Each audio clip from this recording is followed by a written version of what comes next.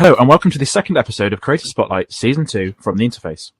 Creator Spotlight is our new series where we talk to creators about what they make and do and how they got started.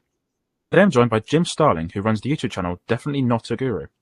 All one word, the channel talks about cars, anything from advice to petrol and EVs. So welcome, Thanks, Jim. Alex. Yeah, good to be here. Yeah, thank you for joining me. So you run the YouTube channel Definitely Not a Guru.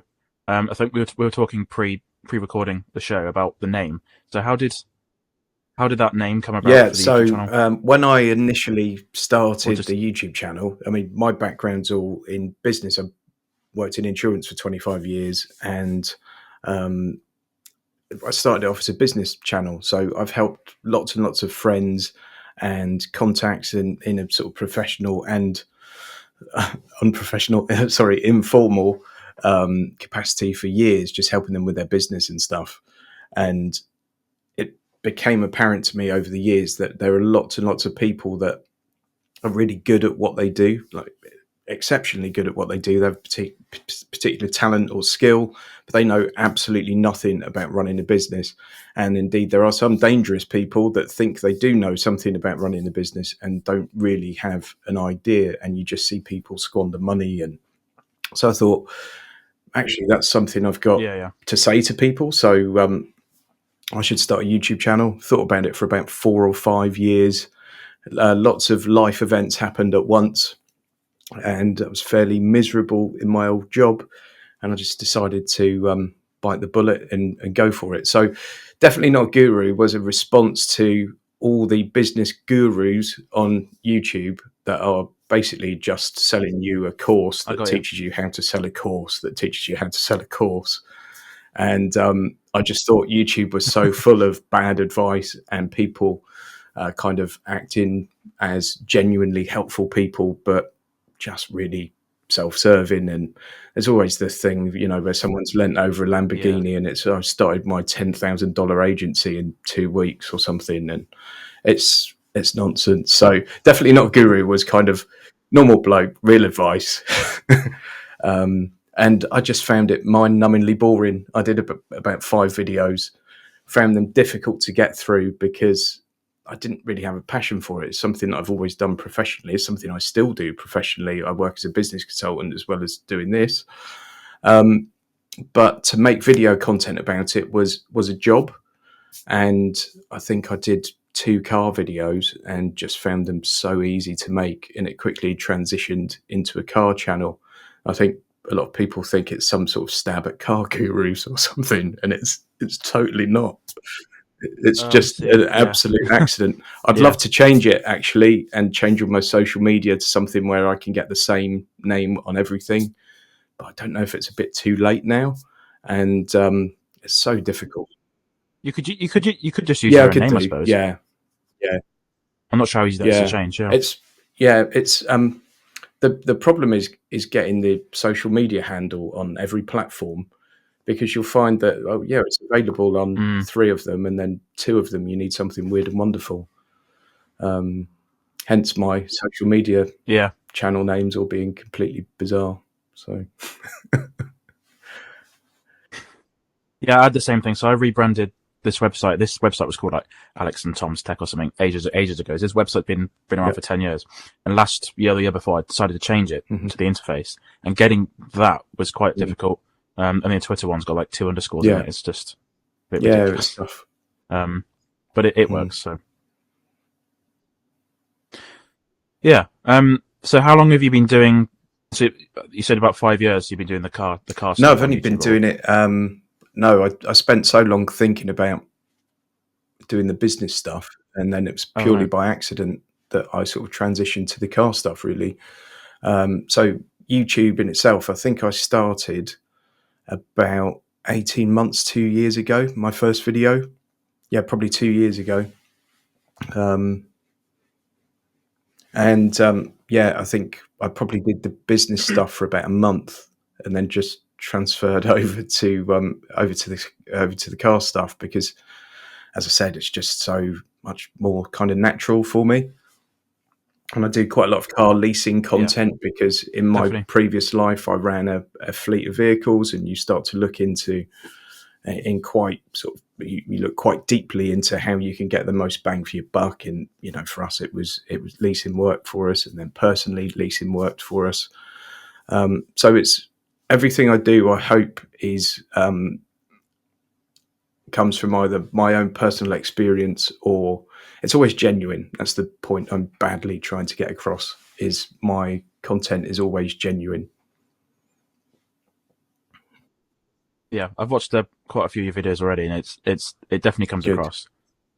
Especially when I think one of the videos I watched was about the Yep. MG4, and I think you own that car, and it definitely comes across that what you're conveying to the watcher is what you think and what you believe. So it's good to have that, because there's a lot of I've had some journalists on before, and obviously they've only had the car for like a week, and it's difficult for them to form a solid opinion on the car in a week. I guess sometimes they can, but it's good that some of the cars you drive you actually own. Yeah. So I don't actually own Which is good for the I watchers. don't So. actually own the MG4, but I've done a couple of cars. I've done a Oh, couple of okay. reviews in cars that I own. But when I have the review cars, so I tend to get them for a week.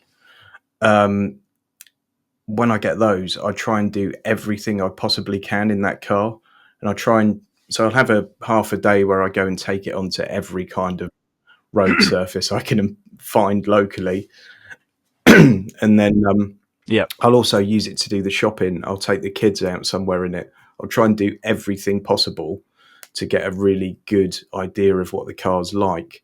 The really difficult ones are when you go to drive days, because you turn up and it'll either be one brand or maybe lots of brands.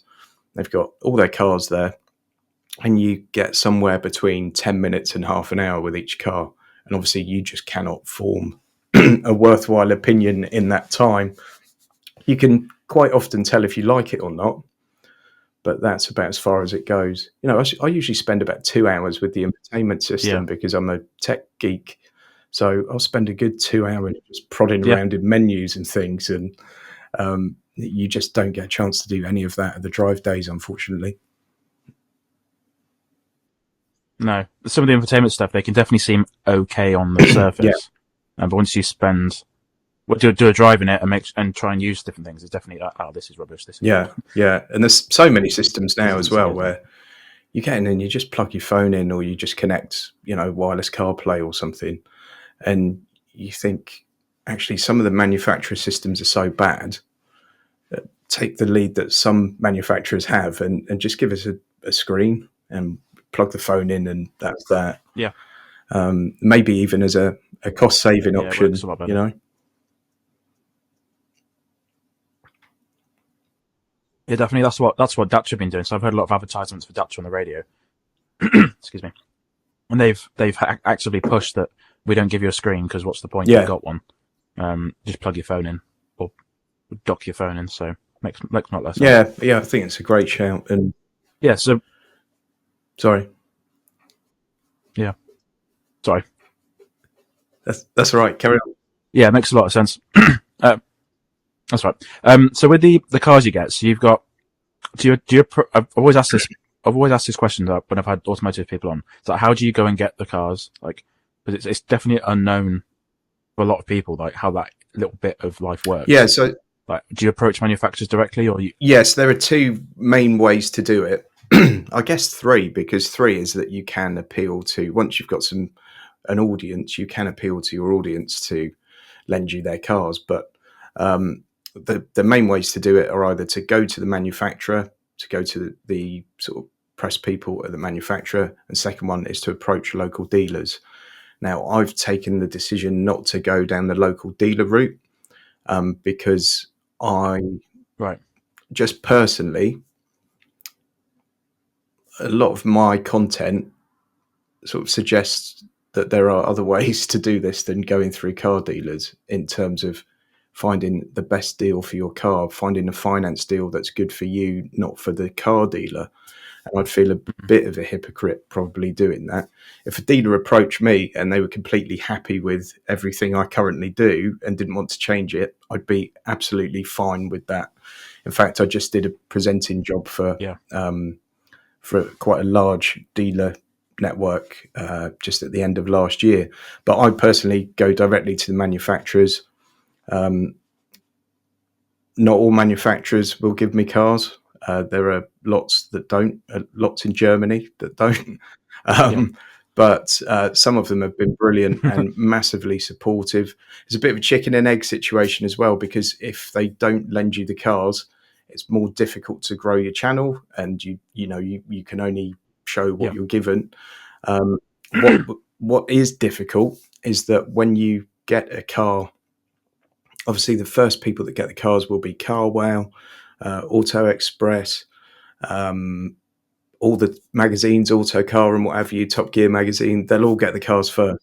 And often they'll have these launch Yep. events abroad or sometimes in the UK, but those guys will always get an invite, and people like me don't often get one.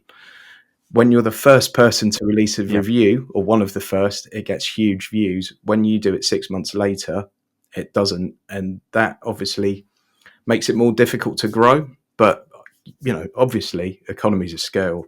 And if you've got something, you want it to reach the largest audience possible, but it is difficult to grow in on that side of things. But luckily, I've got my other videos that sort of help support. I think if I was just a car review channel, it would be really, really tough. Yeah. Yeah. You've got a lot of advice videos and news videos as Yeah. well, which seem really good. But definitely there's not a bunch of really good advice out there about leasing cars and that sort of thing. So it's good that someone's making that sort of content, Yeah, it's just because it is a kind of unknown if you're new to buying a car. yeah, and a lot of people kind of say, well, I just don't understand it. I mean, you pay 10,000 quid at the end of 3 years, you don't own a car. And it's like, yeah, that's kind of the point, because you could own a car, spend more money on it on a monthly basis, have more in terms of maintenance costs and road tax and everything else. And then at the end of it, you've actually spent, when you come to sell it, it's actually cost you 14,000 as opposed to 10.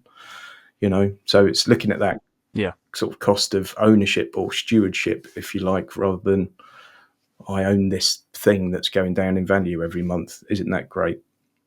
But sometimes ownership is the best Yeah. way to do it, no doubt, but not always. So hopefully it helps to show people that that's the case. Yeah. And with YouTube, do you rely on do you rely a lot on AdSense at all? It's a lot. That's something I ask a lot of people as well. Is that a main income for you? So Or? AdSense is pretty pitiful, really, but I don't make a great deal of money from YouTube at all at the moment. People think that Okay. subscribers equals sort of revenue quite often, but it's a small amount of money. So I know. typical AdSense for me could be anything from 500-600 quid a month to £1,000 in a month, which is fine. But when it's your living, it's quite tough. Yeah. And certainly when Yeah. with my business consultancy, it tends to be feast or famine with that kind of thing. And you'll have really amazing months, and then you have nothing happening for a little while because you're waiting for the next project to sort of appear. And with YouTube, the most difficult thing is how much it fluctuates month to month. So you can have an amazing month on YouTube, and then the next month is your worst month ever, and you just never know how or why. Or like I do the least deals of the month Yeah. videos. 1 month you'll get 8,000 views. The next month on that video, I'll get 40,000 views, and there's no kind of Yeah. so. So AdSense is one part of it. The next part would be sponsorships or affiliate deals, but I'm quite picky with those. I'll only ever show anything that I either use or really believe in. And when I do anything that's paid, like just a paid ad where I haven't done anything, like I haven't used it for years or anything like that, I will say this is a paid ad, and make it abundantly clear. So really, I guess the target would be to have a third of the income from AdSense, maybe a third from sponsors, and then a third from affiliates. Obviously, a lot of people doing something like I'm doing would also have some sort of product or service. So you would think I would be someone that leases cars, and in fact, a couple of people email me a week probably saying, "Can you give me a price to lease one of these?" And I'm like, "No." I know a man who can. And I've just written a little used car buying book that's now on Amazon. So I've Okay. got something of my own to kind of promote. But really, hopefully, in time, Yeah. the content sort of speaks for itself. The AdSense increases, more sponsors come on, and the affiliate deals sort of increase, and then hopefully it can self-sustain that way. Yeah. Yeah. We'll put that book down below for you. That's fine. So people can check that out if they want Great. to. Yeah. With Yeah, definitely with the. I was just thinking with the AdSense stuff. If you have a bad month and a good month and you don't know why, I guess that can probably make you sort of doubt if you've done anything wrong. I guess Yeah, it can sort of ruin your motivation a little bit sometimes. I would imagine. yeah, and I think the first hour of a video now seems to be massively important.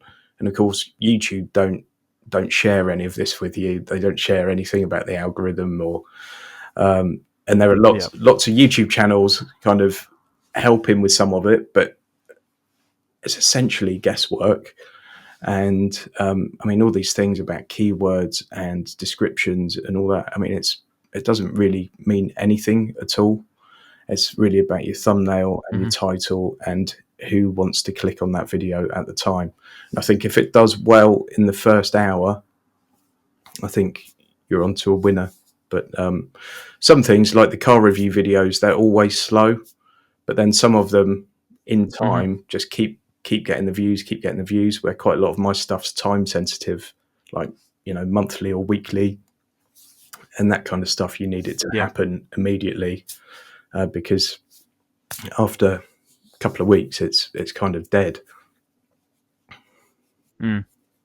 Yeah. Especially with car reviews, like it'll just keep going and going because there's always someone buying or interested in looking at that car, even if it's used. Yeah, They'll go yeah, and what? Excuse me. Go ahead. Sorry. They'll go and watch an old review and just search on Google, and you might come up in the search. So it's definitely helpful. yeah, yeah, yeah.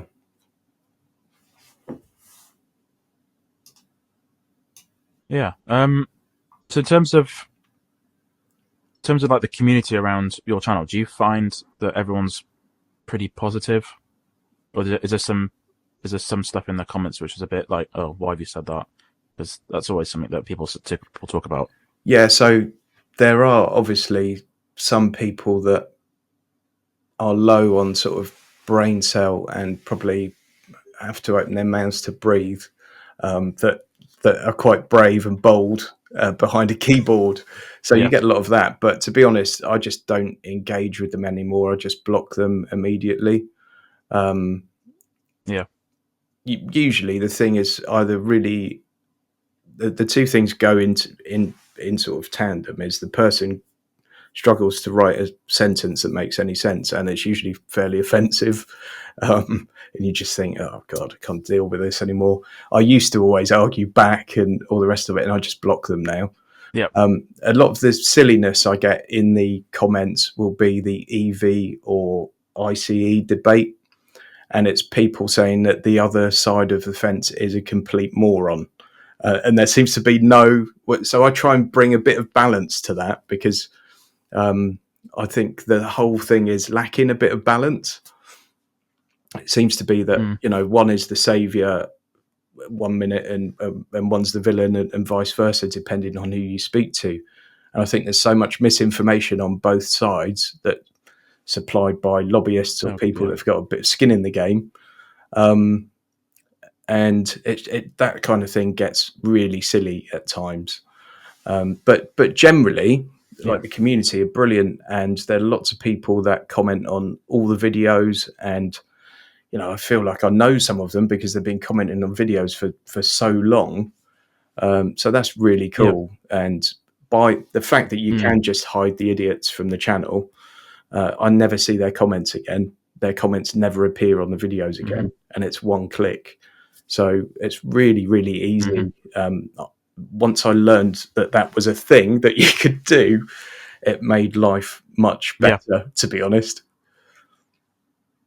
Yeah, it can get. I'd imagine it could probably get like sort of demoralizing. I mean, Yeah.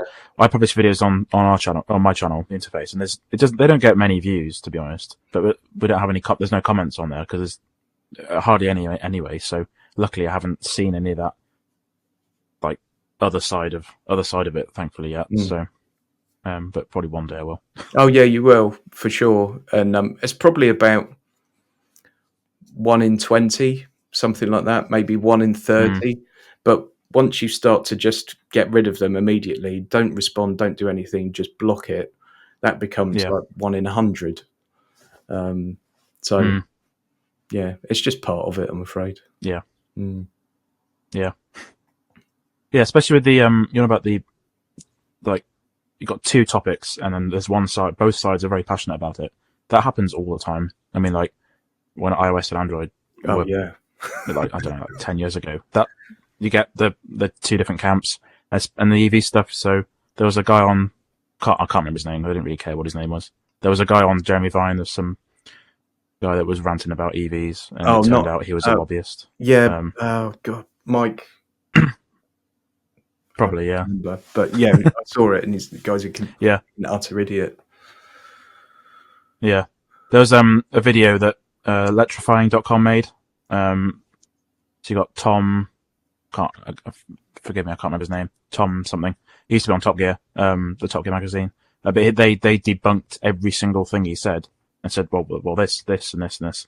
I'm like, okay, yeah, definitely. It's just they've heard something, and that's how things like misinformation get around, unfortunately. And then with the EV stuff, everyone's sort of like a bit worried about what's going to happen, or they're not too sure. Somebody's nan's told them this, and somebody's whatever. So, a great example was last year I had Andrew Till on, so he's Mr. EV on YouTube, and he was saying, he told me on the podcast that he has got electric cars, obviously. And he took his electric car to his mum's house, and she told him, have you heard about these self-charging hybrids? They're gonna like, make your electric car irrelevant. Yeah, because she heard it on the TV or the radio. Yeah. It was quite funny. Yeah, that's a whole can of worms as well, isn't it? Self-charging hybrid. Yeah. But for me, he was telling me. Sorry, that's all right. Carry on. Sorry. Yeah, he was telling me that ad campaign's now become it's against advertising standards in Norway, I think. Oh yeah. They just said no, you're not allowed to do this, but they're still doing it here. Yeah, I know. Was it Fully Charged got into a bit of controversy with all that as well, by kind of calling out one large manufacturer on the self-charging hybrid thing, and I think they've had a bit of a seismic falling out with them, from what I understand. But I've got a good relationship with that manufacturer, and long may that continue. Yeah. But Yeah, I'm glad. Well, it's good that they've done it, maybe. So, yeah. But the EV thing for me is kind of, I love EVs, but not necessarily because of how they're powered. For me, it's about technology. It's a completely different driving experience, and some of my favourite current cars are EVs. So I get put into the category of, he's an EV lover and blah blah blah. Where really, I'd like the car just as much if it were powered by anything. If it performs that way and it's got that technology, and you can essentially have the car parked on your drive, download an update, and get an extra X amount of horsepower or a new feature or something like that, kind of thing is mind blowing. And it's the biggest change the industry has seen since the horse and cart went out. However, I also think synthetic fuel's an option, and we shouldn't be scrapping. If we are really doing this for the environment and nothing else, we shouldn't be dumping and kind of villainising perfectly serviceable petrol and diesel cars that could go on for years because they're already here. We don't need to make a new one; it's already here. Um, Yeah. so I think we should be encouraging synthetics a lot more and probably doing more to develop that side of things. And in future, why shouldn't people have a choice between EV and synthetic fuel in the same way as now or 10 years ago, they had the choice between petrol and diesel? I personally don't see hydrogen ever working because you've got a much less efficient electric car than you have with a battery electric vehicle. Hmm. So I don't see why you'd potentially have something that uses up to 6 times more electricity than a battery electric car. I don't really see how that is helping things, and involves more mining and all the other negative bits and bobs.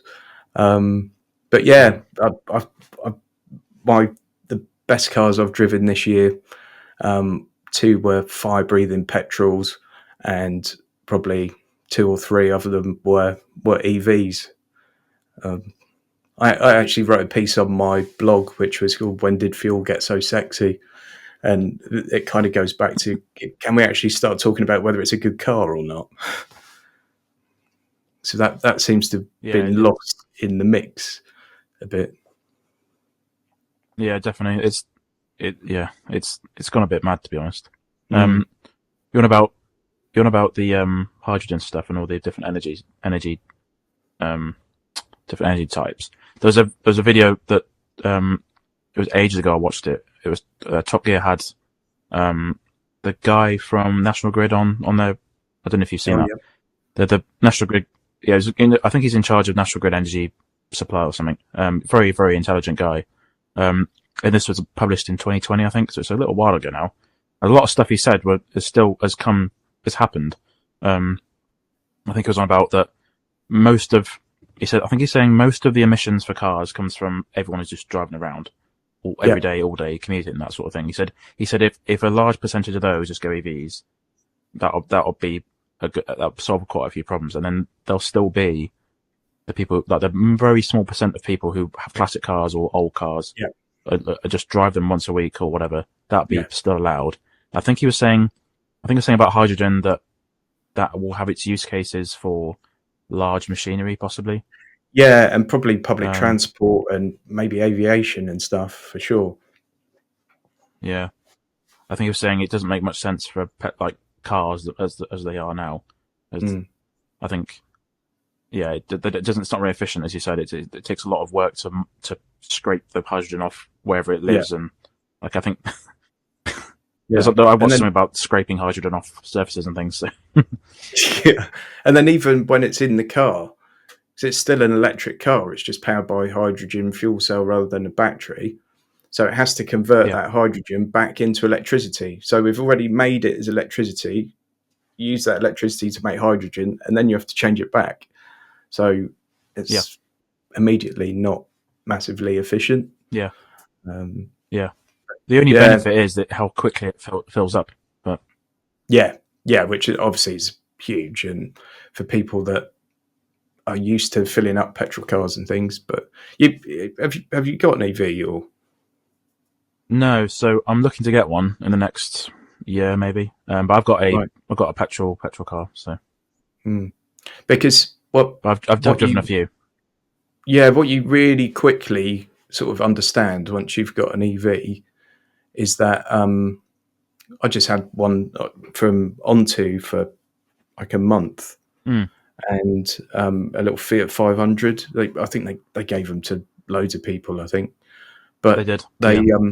yeah, I think that's quite a good thing for people to do maybe for a month and just see how it feels. It's not the same as if you had one sort of full time, but you Mm, quickly realize that you graze with your power. So instead of being with a petrol, fill it up to the top, run it down till the light comes on, fill it up to the top again. With an EV, you just plug it in every time you use it, or uh, every other time, or whatever it may be. Obviously, mm, that's not possible if you don't have a charger at home. It's not really practical to plug it in every single time. But for those that can, don't know. It's just so easy. Yeah, and there's always so always with something new. There's always going to be people that have, even if there's like 99 good things about it or positives or whatever. There's going to be that one negative thing that someone just Yeah, focus on, think, oh, it's rubbish. But like yeah, for yeah, long journeys, yes, you do have to stop. Yes, you do have to stop and then charge it. But the the rate of how quick some charges are, it's not going to make a massive difference. I mean, charges are getting mm, faster and faster now, and cars are being yeah. able to charge faster and faster. So, Mm. I wish they'd start putting canopies over public chargers because, mm. as far as I'm aware, one of the major reasons they fall over is water ingress. And you go to a petrol Oh, station, all the petrol pumps are covered, and all the EV yeah, chargers are out in the rain. And yeah. I don't know. Sometimes I feel like I'm just too smart for this world. Yeah, that would You, make sense. Like, you could always chuck a solar panel on top of it as well. I don't yeah, know. Mm. that's what GridServe have done. They've got all Yeah, the big forecourts. They've got the big canopies of solar panels and that sort of thing. yeah. Yeah. So which electric car have you got, or which car have you got Um, personally? so I haven't got any. So we've got our family car. We've got a Citroen C5 Aircross, which is just a little Okay. 3-cylinder petrol, but we can just fit absolutely everything into it, and it ticks a Hmm. big box for us. I did a fairly scathing review of it on my channel. Uh, all the reasons why you shouldn't buy one and why I bought one. But to be fair, it's a really good car. It's just not the car of your dreams. It's a car that meets a need. And Yeah. then because I've got a press car almost every week, I just tend to rely on those now. The last car I had was I had a BMW 4 Series Grand Coupe, Okay. and I just found that I just didn't have cause to use it because when you have a car in for review, you want to spend as much time as possible in that car so you Yeah. can give it your honest opinion at the end of it. And particularly as I try and make my reviews kind of conversational rather than what I should say. When I say conversational, I should say unprofessional. I try and make them as unprofessional as possible because I think there are already so many brilliant car reviews out there and people that have a team of people putting that review together, and they have a Mm. team of like production, and sometimes you see a person presenting the review, but it may be 10 people's input that have gone into it. Yeah. And I think I can never ever compete with that, and I can never tick every box and go into the minutiae of everything. And I don't have a camera crew or anything like that, so I kind of think, well, I'll try and make it. If someone in the pub said to me, "What do you think of that car?" Hopefully, the person viewing gets that kind of feel from it. Yeah. Someone I've watched for years with car reviews is a guy called Bob Flavin, who's an Irish Yes. motoring journalist. Yeah, and I absolutely loved his reviews. I always have because it's just him talking about the car, and it's how I would talk about cars with friends. Yeah. So I sort of thought if I start doing reviews at some point, I'll try and do it like this. Mm. And I think I'm trying to do that, but failing miserably, I'm sure. Yeah. Definitely, his reviews are definitely the. Excuse me. Oh. They've got a. He'll definitely focus on negative, like not negative things, but he'll say it how it is. I've Yeah. noticed. I haven't watched them for a little while, but one thing I remember, yeah, Mhm. it's definitely. I'll say it how it is, which is good because Yeah. that's what you want, really. Yeah. He did a brilliant road trip video recently, actually, just to totally digress. It's worth Yeah. watching. It's with a Mazda CX-60, I think. Mm. And they obviously, Mazda took a load of journalists over to Turkey, I think. Okay. Obviously, terrible times there at the moment, but and they spent a few days doing this huge road trip around Turkey. It was just a really, really good video. Yeah. Yeah, one that I would I'll have to suggest give it a watch. anyone watches. Mm. Yeah. Yeah, definitely. I'll just go back to that. There's a definitely there's a lot of, as you said, there's a lot of people just some people who make video reviews that are just reading off things, reading off the facts Yeah, of the car, and that's a kind of about it. But it's definitely good to. It's more engaging to watch someone that you think you're with, if that makes sense. That you think you're in the car with yeah, them, and they're just talking to you about the car. So it's definitely yeah, makes it, you forget that you're watching it, which is obviously good for viewing numbers. yeah. Well, it should be. But yeah, then the flip side of that, you've got channels like Autogefühl. I don't know if you've seen that, Austrian, I Yep. think. Oh, Uh, yeah, Thomas, they're he's amazing. Yeah. amazing. Yeah, absolutely amazing. Everything looks incredible. The guy's an encyclopedia, brilliant presenter, and very, very long form reviews. And you think, well, realistically, I'm never going to compete with that. I don't want to be Poundland Matt Watson. Um, you know, there are some brilliant people out there, brilliant journalists that do it as well. James Batchelor's reviews are brilliant. Mm, And I sort of think, let's try and do something that's a bit more natural for me, maybe. yeah. It's easy then. It's not, as you said. As you said, you find the videos easy to make. That's good because you don't want to make it a task or a chore. So The only problem is, I guess, when I don't have a script or anything like that, which I refuse to have, is sometimes you go out and film a review and you come back and edit it and realize, oh, God, I've completely forgotten to talk about X, Y, and Z. So yeah, out you go again, But such is life. yeah. Do you edit them on the same day you've recorded it, so it's fresh in your mind, or I try to, but it's not always possible because I usually try and do 3 or 4 videos a week, and yeah, sometimes it's a case of, and I I always try and review the car as late in the week as possible. So if I've got the car, say Thursday to Thursday, I'll try and do mm, the video on a Wednesday, and it just depends what else I've got going on, um, either sort of YouTube wise or if I've got sort of consultancy work in or anything. Then sometimes it's not possible. But if I can, I always try and edit as quickly as possible because, as you say, you remember every time that you've had to repeat something 13 times, and it makes the whole process a lot quicker. But my editing skills definitely need some improvement. I'm using Filmora at the moment, which is really good. It's really really quick, but you don't have any audio editing functionality really. It's got a couple of oh, little okay, tools built in, but yeah, yeah, so I can't like add a compressor or anything, or and then noise reduction's a bit naff and things like that. And I've just tried using DaVinci Resolve a couple of times, but yeah, I think it's a bit of a learning curve there.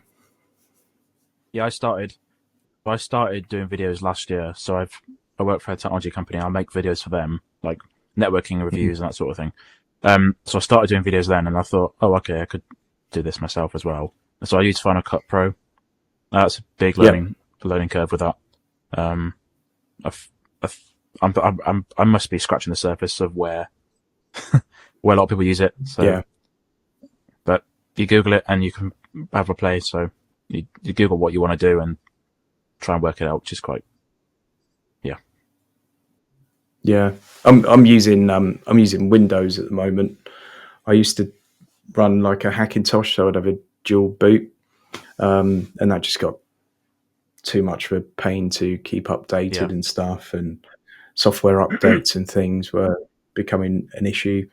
Um, and I've spent so much on this PC that I kind of feel like I need to stick with PC now. But yeah, certainly Final Cut does look quite appealing. But yeah. I've tried Premiere as well, but just I think you need to go and do about a 3 year course to use Premiere Pro. Yeah, I've watched a few creators where they just have weird issues with Premiere Pro. Like there'll be a weird glitch or Mm. whatever in the video, or just like a weird white. I don't know. And they'll say, "Oh, it's Premiere Pro being weird again." But I haven't seen any problems with Final Cut. It's pretty good. Um, the only Yeah, problems I've had with it Resolve seems is my really good. incompetence. Yes, yes. That's actually my biggest problem in life. Um, but yeah, Resolve seems really good until I get to like export the file, and then I get all kinds of weird artifacts and stuff on the screen, and Oh, I don't yeah, know. Sure, it's my incompetence. yeah. The problem I have at the moment is videos seem to be too big.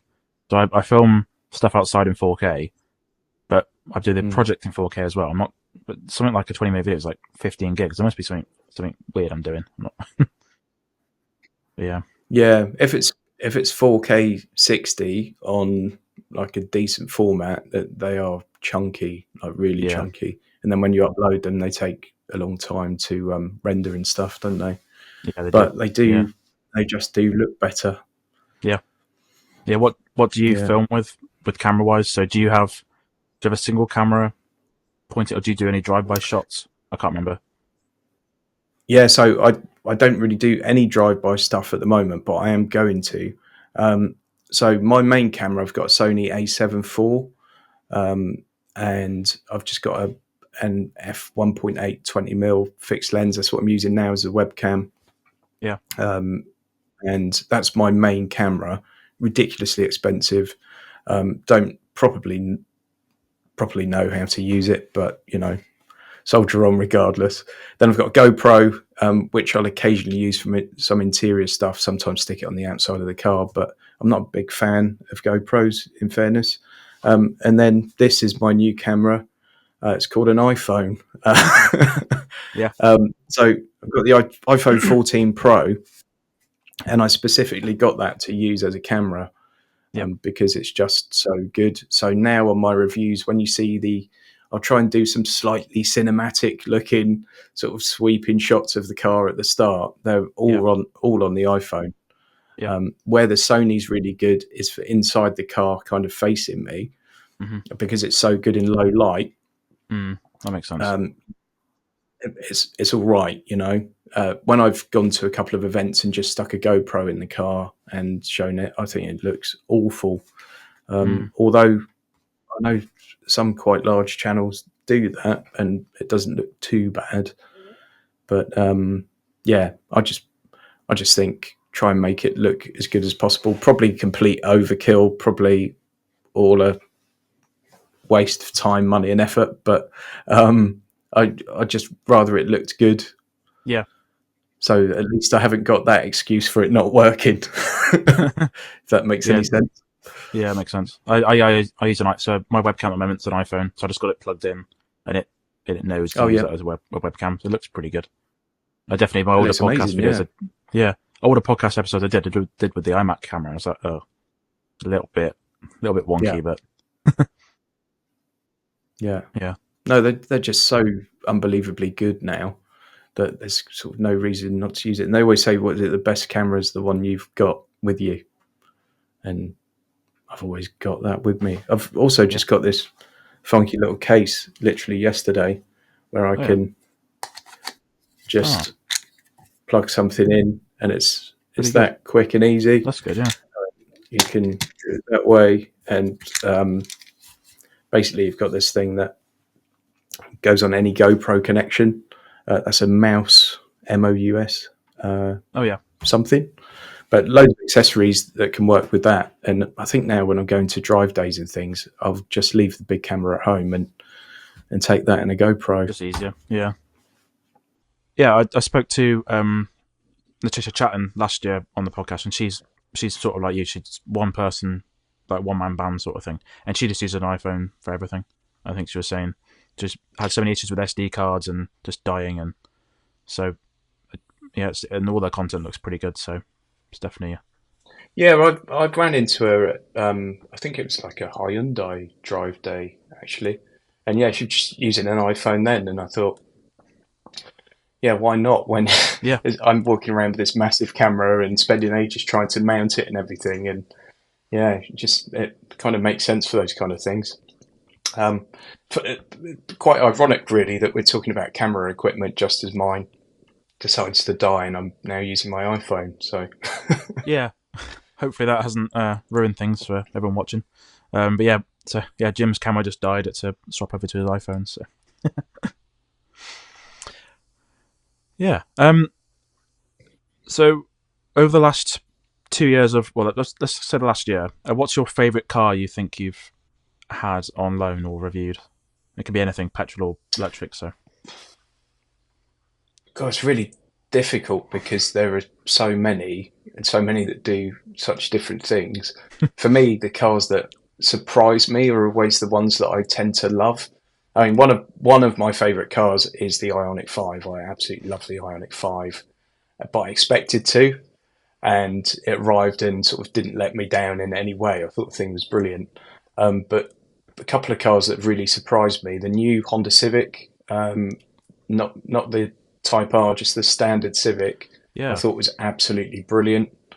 Like really, really good car. And the Polestar 2, so the long range performance version of the Polestar 2. So it's the kind of fire breathing dragon, but it's just so good and so well put together. I've enjoyed the Teslas I've driven, but for me, this kind of the driving experience, I think, was that sort of level up with the Polestar. You sort of feel like you're in a cockpit. yeah, The power delivery is ferocious, but a bit more linear. Where the fast Teslas the accelerator can feel a bit like an on-off switch. yeah, Something that's true in quite a few EVs actually, but I just think the Polestar really did it well, you know. yeah. I've heard a lot of good things about those two And cars then actually. Yeah, yeah, and then the i30N from Hyundai, um, well, it was really good. So many good cars. It probably, I don't know, just so many. But the Genesis cars, brilliant, absolutely brilliant. And I always feel they get a bit of a hard time in some of the sort of mainstream press. And I think they're just fantastic cars and really a rival to a lot of the German cars out there at the moment. yeah, definitely. Sorry, Yeah, I answered that with about 15 cars, didn't I? I like that Fiat 500e as well, actually. Now we're onto it. That's brilliant. yeah. This is a car I'm looking forward to drive as well. It's such a laugh. Um, it's just so nimble and everything. I absolutely loved that little thing and really didn't think I would. And again, those ones always are a bit more memorable when you're not looking forward to them and you love them, you know. Mm, yeah, I got you. That makes sense. Yeah. Just before we get wrapped up, have you got any sort of this is quite a good idea, I think. Have you got any advice for anyone looking to get started into reviewing cars or going solo into doing YouTube? Is there anything you've learned over the Yeah, last few years? so from the car review side of things, I think you have to try and put your own spin on it a bit and don't try and be a knockoff of something else. You know, Yeah. try and do it your own way, maybe. And, you know, really, really think about if it's something you want to do. People think, that's great, you get a different car every week and all this and that. But it takes a long time to get to the level where you've got cars coming in constantly. Mm, And, you know, I've been doing this now for a couple of years and still there are so many brands that don't work with me. And I just yeah. don't have access to those cars unless they happen to be at a drive day that I'm at. So it can be tough and there's not a great deal of money in it at all. So you have to think of your motivations for doing it. If you've, I always say with social media, it's brilliant if you're using it to like promote another business you've already got. Hmm. And I think if you've one of the things that I offer advice on for people is current business owners how they can use things like YouTube and TikTok and Instagram to build a following and use that as their sort of marketing stream. Because if you can build a relationship with an audience and they're watching because they want to see it rather than because you've paid for an ad, Mm, it's so much more organic and natural. And it's just a brilliant way of doing it. So I think if you've already got a business or product or service that you want to promote, and you want to do it as a career, then great, make that part of it. But if you just think, oh, well, I'll go and do some car reviews and I'll be Logan Paul next week, it's not going to happen probably. Yeah. But yeah, I think starting off with any kind of social media is just do it, because if I'd have started when I started thinking about it, even if I'd made terrible videos for a year, I'd probably be I'd have a much bigger channel than I've got now, Yeah. because I missed the whole lockdown thing. I started a channel at the end of lockdown, which was probably the worst time to do it. Yeah. Definitely. And I think people always say it's a saturated market and that too many people doing this, that, and the other. I can always take another one. Just Yeah. you have to make it kind of different, I guess, and make people want to watch it. Yeah. All the people that are making viral content and things, there's always room for another one. Yeah. 100%. So yeah, I think crack on with it. Be realistic about what you're going to get from it, and realise that for most people, it's a bit of a slog if you're trying to do it, professionally full time. And if you're prepared to do that, then hopefully in time you get the rewards from it. There aren't too many overnight success stories, certainly in percentage terms. Yeah. Makes sense. Cool. That's good advice. Yeah, we'll just wrap it up there if that's okay. Yeah. Yeah. Thank you, Jim, for joining me on the Creator Spotlight. It's been really, really good to have you on to talk about a YouTube channel and some advice for people getting started. If people want to get a hold of you or learn more about what you do, where can they find you on the internet? So my website's notaguru.co.uk, and my business consultancy is youdefine.co.uk, youdefine. And then on Twitter at notaguru3, on Instagram at notagurujim, and on Facebook and YouTube as definitely not a guru. Yep, definitely. I'll put all those links down below because there's there's quite a few, as you mentioned earlier, there's quite a few different usernames. I'll give you my link tree actually, and that just gives you everything. Yes. Yeah, gives you everything in one place. Brilliant. Thank God. That's brilliant. Yeah. Thank you for joining on the podcast. You can find the interface at theinterface.uk and the podcast at creatorspotpod.uk as well. You can join us next time. Thank you for watching.